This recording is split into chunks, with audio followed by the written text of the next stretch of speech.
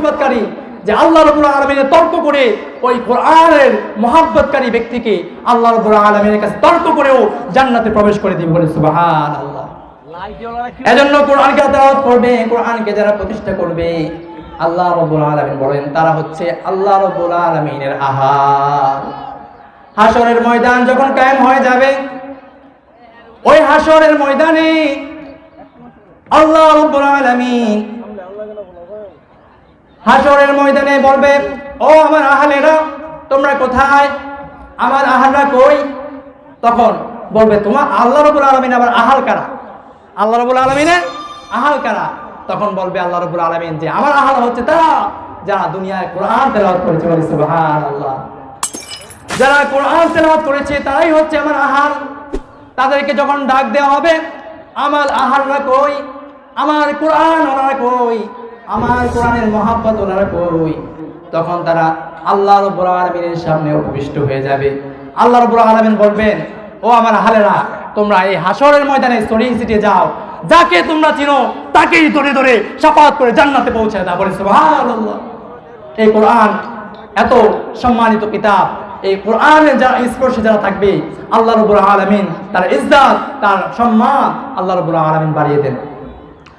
প্রিয় সুদীপ, বলছিলাম আল্লাহ রাব্বুল আলামিন আমার নবীকে এত সম্মান দিয়েছেন, এত মর্যাদা দিয়েছেন। আল্লাহ রাব্বুল আলামিন বলেন কোরআনে যে রূহের জগতে দুইটা অঙ্গীকার নিয়েছিল। একটা অঙ্গীকার ছিল মানুষের সকল রূহের প্রতি, আরেকটা অঙ্গীকার ছিল শুধু নবী এবং রাসূলদের প্রতি। নবী রাসূলদের প্রতি যে অঙ্গীকারটা ছিল আল্লাহ রাব্বুল আলামিন সেই অঙ্গীকার বলেন, ওয়াইযা আখাযাল্লাহু মিসাকান নাবিয়্যিনা লামা আতাইতুকুম মিন কিতাবি ওয়া হিকমা। আল্লাহ রাব্বুল আলামিন বলেন রূহের জগতে সকল নবী সকল রাসূলদের সামনে উপবিষ্ট করে তাদের কাছ থেকে যে অঙ্গীকার নামাটা নিয়েছিল, ওই অঙ্গীকার নামাটা হলো আমার রাসূল মুহাম্মদুর রাসূলুল্লাহ সাল্লাল্লাহু আলাইহি সাল্লাম, তোমাদের দুনিয়ায় যখন তোমরা নবুয়ত পাবে, দুনিয়ায় যখন তোমরা দ্বীনের দাওয়াত প্রচার করবে, তখন যদি তোমরা আমার নবী মুহাম্মদুর রাসূলুল্লাহ সাল্লাল্লাহু আলাইহি সাল্লাম তোমাদের সময়ে, তোমাদের জামানায়, তোমাদের সময়ে, তোমাদের নবুয়তকালীন সময়ে আমার রাসূল এসে যায়, তাহলে তোমাদের কর্তব্য হবে আমার নবীর উপর ঈমান এনে তোমরা তার দ্বীনি কাজে সাহায্য করবে। সুবহানাল্লাহ। এমন নবী উম্মত আমরা হয়েছি। আমার নবীর আরেকটা মুজিজা হলো আল্লাহ রাব্বুল আলামিন আমার নবীকে সর্বাধিক শাফাআতকারী হুকুম আল্লাহ রাব্বুল আলামিন কিয়ামতের ময়দানে তাকে দান করবেন। এই শাফাআত কেমন শাফাআত? আল্লাহ রাব্বুল আলামিন বলেন উম্মতি ওয়াল কুরআনি ওয়াশ শাফাআতি ওয়া নাহবিহা। তাফসীর দালালের শেষ আর শাফাআত আমার রাসূল মুহাম্মদুর রাসূলুল্লাহ সাল্লাল্লাহু আলাইহি সাল্লামকে আল্লাহ রাব্বুল আলামিন কিয়ামতের ময়দানে এমন শাফাআত করার হুকুম দিবেন। হাশরের ময়দান যখন কায়েম হয়ে যাবে, তখন কোনো মানুষ, কোনো নবী, কোনো রাসূল কথা বলতে পারবে না। আল্লাহ রাব্বুল আলামিন যাকে অনুমতি দিবেন তাকে ছাড়া আর কেউ কথা বলতে পারবে না। সেই কঠিন ময়দানে আল্লাহ রাব্বুল আলামিন আমার প্রিয় নবী মুহাম্মদুর রাসূলুল্লাহ সাল্লাল্লাহু আলাইহি সাল্লামের হাতে এই শাফাআতের চাবিকাঠি আল্লাহ রাব্বুল আলামিন দান করে দেবে। বলে সুবহানাল্লাহ। হাশর যখন কায়েম হয়ে যাবে, হাশরের ময়দানে জাহান্নাম গর্জন দিতে থাকবে। হাশরবাসীগণ জাহান্নামের গর্জন শুনতে পাবে। জমিনটা হবে তামার জমিন, মাথার উপরে সূর্যটাকে ফিট করে দেওয়া হবে। এমন অবস্থায় হাশরবাসীগণ অবস্থা হবে খুব শোচনীয়। তারা তৃষ্ণায় তাদের কলেজা ফেটে যাওয়ার উপক্রম হয়ে যাবে। সকল হাশরবাসীগণ তারা একত্রিত হয়ে আল্লাহ রাব্বুল আলামিনের কাছে কে দরখাস্ত করতে পারে, এই হাশরের ময়দানে কে এই বিচারের কাজ, মিজানের পাল্লা শুরু করার জন্য আহ্বান করতে পারে, তাকে খুঁজতে, তাকে তালাশ করতে থাকবে। তখন সকলে একমত হয়ে যাবে এই পৃথিবীর আল্লাহ রাব্বুল আলামিন সর্বপ্রথম নবী এবং সর্বপ্রথম সৃষ্টি হচ্ছে আদম। চলো আমরা আদম আলাইহিস সালামের কাছে যাই। যদি আদম আলাইহিস সালামের কাছে গিয়ে এই কথাটা বলি যে আদম, আপনাকে আল্লাহ রাব্বুল আলামিন সর্বপ্রথম সৃষ্টি করেছে, আর আপনি আল্লাহ রাব্বুল আলামিনের কাছে আজকের এই দিনে আর সহ্য হয় না, আপনি যদি একটু ফরিয়াদ করেন আল্লাহ রাব্বুল আলামিন যাতে এই মিজানের পাল্লাটা চালু করে দেয়। যখন হাসরবাসীগণ এই কথা গিয়ে আদম আলাইহিস সালামকে বলবে, আদম আলাইহিস সালাম বলবেন আজকের এই শাফাত, আজকের এই চাবিকাঠি আমার কাছে নাই। যখন আল্লাহ রাব্বুল আলামিন জান্নাতে আমাকে রেখেছিল, ওই জান্নাতে আমি ভুল করে দুনিয়ায় পতিত হয়েছি। আমি জানি না ওই ভুলের জন্য আল্লাহ রাব্বুল আলামিন আমার সাথে কিরূপ ব্যবহার করে। তোমরা পৃথিবীর সর্বপ্রথম রাসূল হযরত নূহ আলাইহিস সালামের কাছে চলে যাও। হাসরবাসীগণ সকলে দৌড়ে যাবে পৃথিবীর প্রথম রাসূল, প্রথম নবী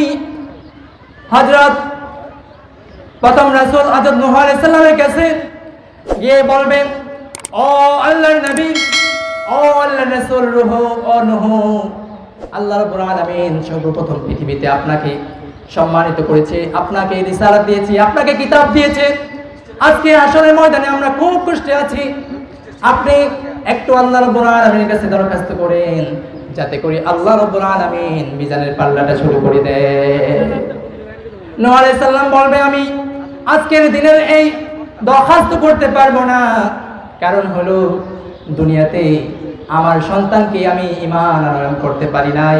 আমি জানি না আমার সন্তানের কারণে আল্লাহ রাব্বুল আলামিন আমার সাথে কেমন ব্যবহার করে, আমি জানি না। তোমরা আল্লাহর নবী আল্লাহর খলিল ইব্রাহিম আলাইহিস সালামের কাছে চলে যাও। তখন আল্লাহ হাসরবাসীগণ সকলে মিলে ইব্রাহিম আলাইহিস সালামের কাছে চলে যাবে। ইব্রাহিম আলাইহিস সালাম বলবে, আমি পারবো না। তারপর যাবে মুসা আলাইহিস সালামের কাছে। মুসা হচ্ছে বনি ইসরাইলের মধ্যে সর্বশ্রেষ্ঠ বড় নবী। ওই মুসা আলাইহিস সালাম যিনি আল্লাহর সাথে কথা বলেছেন, ওই মুসা কালিমুল্লাহ হাসরের ময়দানে বলবে, আমি এই কাজ করতে পারবো না। তোমরা আল্লাহর নবী ঈসা আলাইহিস সালামের কাছে চলে যাও। সকলে যাবে ঈসা আলাইহিস সালামের কাছে। হাসরবাসীগণ যখন ঈসা আলাইহিস সালামের কাছে চলে যাবে, ঈসা আলাইহিস সালাম ডাক দিয়ে বলবে, হাসরবাসীরা আর দেরি করো না, আজকের দিনের সকল চাবিকাঠি নূরে নবী মুহাম্মদুর রাসূলুল্লাহ সাল্লাল্লাহু আলাইহি সাল্লামের হাতে আল্লাহ দিয়ে দিয়েছে। হাসরবাসীগণ সকলে দৌড়ে যাবে আমার নবী। গিয়ে দেখবে নবীজি সাজদা অবনত হয়ে মাকামে মাহমুদে সাজদায় পড়ে কাঁদছে, ইয়া উম্মতি রব্বি হাবলি উম্মতি। হাসরবাসীগণ যখন ফরিয়াদ করবে, আমার নবী আল্লাহর সাক্ষাৎ লাভ করার জন্য আহ্বান করবে, আল্লাহ রাব্বুল আলামিন তার এই সাক্ষাৎ মঞ্জুরের আবেদন গ্রহণ করবেন। গ্রহণ করার পর আল্লাহর রাসূল সাল্লাল্লাহু আলাইহি সাল্লাম আল্লাহর দর্শন পাওয়া মাত্রই আল্লাহ রাব্বুল আলামিনের সাজদায় পড়ে যাবে। সাজদায় পড়ে উম্মতি উম্মতি বলে কাঁদতে থাকবে। আল্লাহ রাব্বুল আলামিন বলবেন, হাবিব দুনিয়ার জমিনে অনেক কেঁদেছেন, উহুদের জমিনে রক্ত ঝরিয়েছেন। 63 বছর জিন্দেগিতে নিজের জন্য কিছু চান নাই, নিজের জন্য কিছু চান নাই, উম্মতি উম্মতি বলে কেঁদেছেন। তারপর রওজা পাকে শুয়ে সারাটা জীবন কিয়ামত পর্যন্ত আপনি উম্মতের জন্য কেঁদেছেন। আজকের দিনে আপনার আর কাঁদতে হবে না, আজকের দিনে আপনার আর কাঁদতে হবে না। মাথা উঠান, আপনি আমার কাছে চান, আপনি আজকে আমার কাছে যা চাইবেন তা দিয়ে দেব। আজকে আপনি শাফাআত করুন, আপনি যা শাফাআত করবেন তা কবুল করব। বলে সুবহানাল্লাহ। আমার নবী মাথা উঠাবেন, মাথা উঠিয়ে আমার নবীর উম্মতদেরকে, গুনাহগার উম্মতদেরকে তরায়া তরায়া জান্নাতের মধ্যে দাখিল করে দিবে। জান্নাতে যখন একদল প্রবেশ করবে, আরেক দলকে নেওয়ার জন্য আল্লাহ রাব্বুল আলামিনের কাছে আবার সিজদাবরত হয়ে যাবে। এভাবে যতক্ষণ পর্যন্ত আল্লাহ রাব্বুল আলামিন তার প্রিয় হাবিবের উম্মতের মধ্যে সরিষা দানা পরিমাণ ঈমান যার মধ্যে আছে, সেই যতক্ষণ পর্যন্ত না জান্নাতে প্রবেশ করবে ততক্ষণ পর্যন্ত আমার নবী শাফাআত করতে থাকবে। বলে সুবহানাল্লাহ। হাসরের ময়দানে সকল নবীদেরকে আল্লাহ রাব্বুল আলামিন একটা করে নূরের মিম্বর দান করবেন। সেই মিম্বরে দাঁড়িয়ে দাঁড়িয়ে ওই নবীরা আল্লাহ রাব্বুল আলামিন যখন হুকুম করবেন তারা শাফাআত করবে। আর এই উম্মতের এত শ্রেষ্ঠত্ব আল্লাহ রাব্বুল আলামিন দান করেছেন যে উম্মতের হক্কানি যারা আলেম, হক্কানি যারা আল্লাহর ওলি, আল্লাহ রাব্বুল আলামিন তাদেরকেও একটি করে নূরের মিম্বর দান করবে বলে সুবহানাল্লাহ। তারাও ওই নূরের মিম্বরে দাঁড়িয়ে দাঁড়িয়ে তাদের আহালদেরকে, তাদের পরিচিত লোকদেরকে, তাদের সাহাবাদের লোকদেরকে তরায়া তরা জান্নাতের মধ্যে দাখিল করে দেবে বলে সুবহানাল্লাহ। আমার নবী যখন এই শাফাআত করবে, শাফাআতের পর জান্নাতীরা জান্নাতে চলে যাবে, জাহান্নামীরা জাহান্নামে। আল্লাহ রাব্বুল আলামিন জান্নাতের মধ্যে তার হাবিবকে ডাক দিয়ে বলবেন, হাবিব আপনি যা চেয়েছেন তা দিয়েছি, যা চান নাই তা দিয়েছি। আজকের দিনে আপনার উম্মতের মধ্যে বিনা হিসাবে বিনা আযাবে ৭০,০০০ উম্মতকে, ৭০,০০০-এর সাথে আর ৭০,০০০ উম্মতকে বিনা হিসাবে জান্নাত প্রবেশ করে দিয়েছি বলে সুবহানাল্লাহ। বিনা হিসাবে তাদেরকে জান্নাতে প্রবেশ করে দিয়েছি। এবং আপনার উম্মতের মধ্যে যারা গুনাহগার উম্মত আছে তাদেরকেও আমি জান্নাতের মধ্যে দাখিল করে দিয়েছি। কিন্তু কিছু পাপী তাপী আপনার কিছু উম্মত যারা মুশরিক, যারা শিরক করত, যারা কবিরা গুনাহ করত, কিছু কিছু বাদে বাকি সবগুলোকে কি করেছি? জান্নাতে প্রবেশ করিয়ে দিয়েছি। হাদিসে আসছে কিয়ামতের ময়দানে আমার নবীর উম্মতের সংখ্যা হবে, হাসরবাসীগণ মোট কাতার হবে 120টা। কয়টা? মোট কাতার হবে 120টা। তার মধ্যে আমার নবীর উম্মতি মুহাম্মদী হবে 80 কাতার বলে সুবহানাল্লাহ। যখন আমার রাসূলকে বলবে, হাবিব যা চেয়েছেন তাও দিয়েছি, যা চান নাই তাও দিয়েছি, আপনাকে আমি খুশি করব। আমি দুনিয়ার জমিনে ঘোষণা করে দিয়েছি, ওয়ালা সাউফা ইউতিকা রাব্বুকা ফাতারদা। হে নবী আপনাকে আমি সন্তুষ্ট করব, যতক্ষণ না আপনি সন্তুষ্ট হন ততক্ষণ পর্যন্ত আমি আপনাকে দিতে থাকবো। আরেকটা কথা হচ্ছে, দুনিয়ার জমিনে প্রত্যেক নবীর একটা মুস্তাজাবুদ দাওয়া ছিল, যে দোয়াটা আল্লাহ রাব্বুল আলামিন কবুল করত। আল্লাহ রাসূল সাল্লাল্লাহু আলাইহি সাল্লাম বলেন, দুনিয়ার জমিনে সকল নবীগণ তাদের এই দোয়ার ব্যাপারে তাড়াহুড়া করেছে, কিন্তু আমার যে দোয়াটা আছে এই দোয়াটা আমি কিয়ামতের জন্য, হাসরের জন্য মুলতবি রাখলাম। যখন হাসর কায়েম হয়ে যাবে আমি এই দোয়াটা প্রয়োগ করে আমার যে উম্মতেরা গুনাহ করেছে, কবিরা সগীরা যে গুনাহ করুক না কেন, প্রত্যেক উম্মতকে আমি জান্নাতে নিয়ে যাব বলে সুবহানাল্লাহ। এই মুস্তাজাবুদ দোয়া, এই দোয়ার অংশধারী হতে পারবেন যদি শিরক মুক্ত ঈমান নিয়ে হাসরের ময়দানে উঠতে পারেন, তাহলে আমার নবী এই মুস্তাজাবুদ দোয়ার অংশ হয়ে আপনিও আমার নবীর সাথে জান্নাতে যেতে পারবেন বলে সুবহানাল্লাহ। তাহলে আজকে তিনটি বিষয় আলোচনা করলাম। একটা হচ্ছে নবীর নবুয়ত, আরেকটা হচ্ছে নবীর রিসালাত, নবীর যে শ্রেষ্ঠ মুজিজা কোরআন, আরেকটা হচ্ছে নবীর শাফাআত। যখন নবীজি আল্লাহ রাব্বুল আলামিন এই শাফাআত প্রয়োগ করবেন, জান্নাতীরা জান্নাতে চলে যাবে, জাহান্নামীরা জাহান্নামে। আমার নবীকে ডাক দিয়ে বলবে, হাবিব এখন তো সন্তুষ্ট হয়েছে, আপনাকে বলেছি সন্তুষ্ট করব, এখন তো আপনি সন্তুষ্ট। নবী বলে, না আমি সন্তুষ্ট হই নাই, এখন আমার কিছু উম্মত জাহান্নামের মধ্যে আছে, যতক্ষণ না ওই উম্মতদেরকে তুলে এনে জান্নাতে প্রবেশ করাইবা আমি উম্মতের কান্ডারি হয়ে আমি কিভাবে রাজি হব? আমি কিভাবে রাজি হব? আমার উম্মত থাকবে জাহান্নামে, আমি রাজি হব না। তখন আল্লাহ রাব্বুল আলামিন বলবেন, ওয়ালা সাউফা ইউতিকা রাব্বুকা ফাতারদা। দুনিয়ার জমিনে আমি আপনাকে বলেছি আপনাকে সন্তুষ্ট করব, আপনার গুনাহগার উম্মত যতই পাপী হোক আমি তাদেরকে জাহান্নামে তুলে, জাহান্নাম থেকে তুলে জান্নাতে প্রবেশ করাবো। তখন আল্লাহ রাব্বুল আলামিন মালিক ফেরেশতাকে ডেকে বলবে, ও মালিক জাহান্নামে গিয়ে দেখো আমার এই নবীর উম্মত কে জাহান্নামে আছে। মালিক গিয়ে দেখবে এই নবীর উম্মতের মধ্যে কারো আগুনে জ্বলছে আছে হাঁটু পরিমাণ, কারো বুক পরিমাণ, কারো নাভি পরিমাণ, কারো গলা পরিমাণ আগুন জ্বলছে দিয়েছে, কিন্তু তাদের মুখের মধ্যে আগুন স্পর্শ করে না।